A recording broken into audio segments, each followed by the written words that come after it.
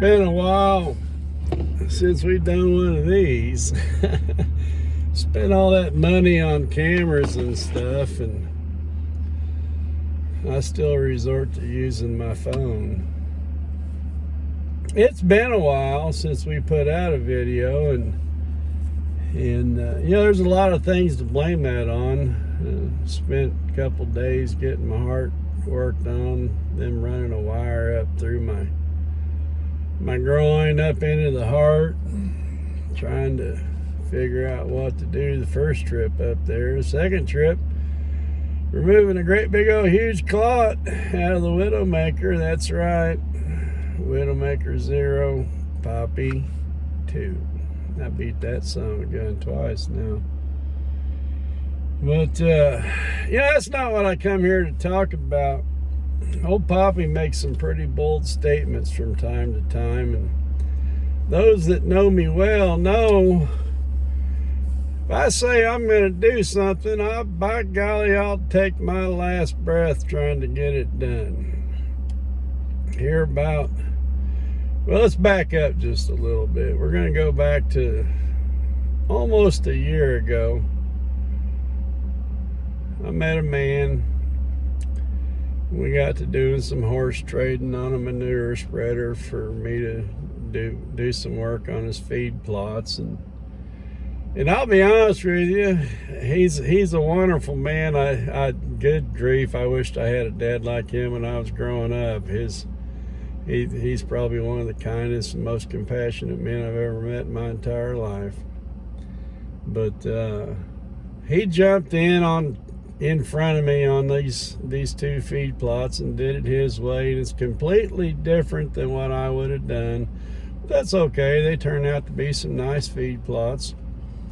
An old cat patch, and you guys have heard me talk about cat patch and cabin patch, and we got names. He's got names for all kinds of stuff out there. It makes it easier to navigate, when you're working on a big parcel of property, 1,000 acres. If you don't know where you're at, there's probably still about 200 acres that I still have not laid my eyes on. There's a big old corner over on one side, southwest corner, that I still ain't been over in it, and there's no way to drive to it, and it's rough terrain. And I tell you what, the way my heart's been walking, and it's kind of become a chore. But anyhow,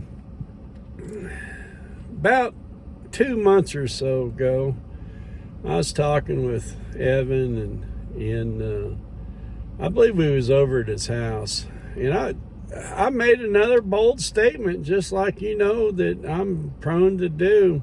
And I told him, I said, I can put deer in somebody's front yard if they wanted me to. And that's not a difficult task, really. It's not. It's no task by all means, because all you got to do is put something out there that's attractive to them, right? And those of you that know Evan, he's a wonderful man. Him and his son, they're avid hunters. They're hardcore hunters too. They're not a can hunt type person. And those of you that go to the high fence places, more power to you. Nothing against that, but that's just not their cup of tea. They want to experience the hunt, the thrill of the hunt, the experience, the time with nature and wildlife. And age is catching up with Evan, and his youngest son, he's up in college, and a fine young man. I hope my son turns out to be half as good as Austin. But I made that bold statement over at his house the other day, about 2 months ago, and I said, I can put a deer in your front yard if you want. And going back to the way that they hunt, if they've already got one hanging on the wall, they're not likely to take one less.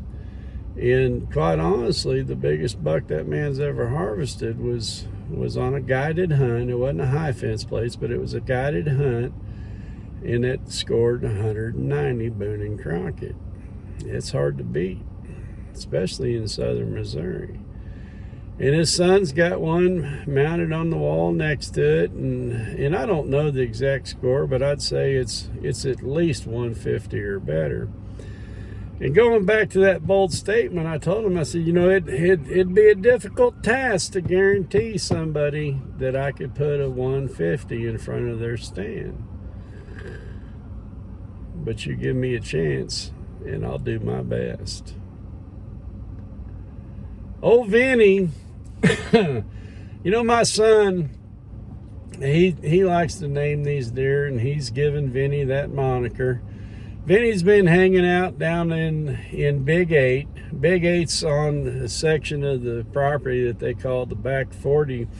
And quite honestly, that's an area that doesn't get hunted much.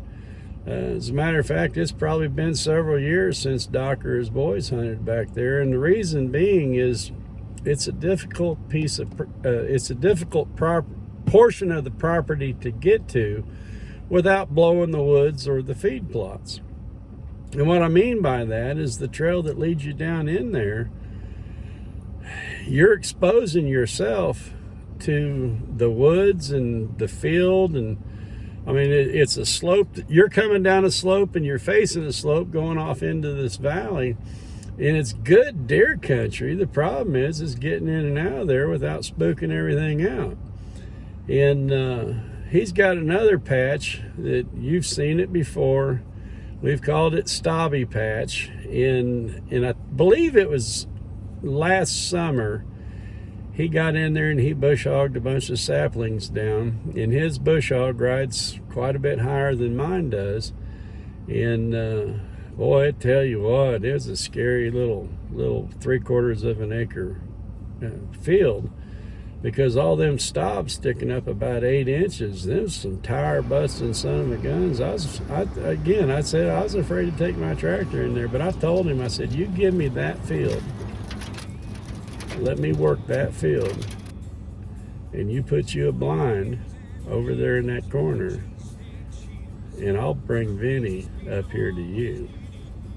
And he said, you can't do it. And I said, yes, I can. And everybody I've told that I was going to move a deer almost a half a mile, probably even further than that when you figure the ups and downs in the valleys. I mean, a buck, he's going to travel about 3 miles a day, sometimes further during rut. You know, once he finds his honey hole, that's kind of where he's going to hang out. But when he's looking for food, he'll travel around a little bit. But I'm not going to give away my secrets on moving deer, but I will tell you this. You create the habitat and the food source for him and give him the means to find it, and that boy's going to be yours. Here's a pretty good look at Vinny and a couple of his buddies that he moved up to Stobby Patch. It's actually called Pine Patch. And I'll tell you what, I'm excited. I'm excited for Doc. I really am. I'm excited for the opportunity to work for the man. And I'm excited for the opportunity to make my work good. Introducing Vinny in Pine Patch, less than 1 month after beginning my work there. Now, getting him to stay around there up until archery season, that's going to be a chore. But Poppy's got some secrets. And I tell you what, it's not one of them gimmick bags you can buy online or down at Walmart or wherever. It's got that big pretty buck on the front of the bag. No, sirree. I don't buy anything with the name brand. Hearst Farm and Feed Supply. Chicken feed and a whole lot more. Hearst Farm and Feed Supply. Their seeds right up in the front of the store.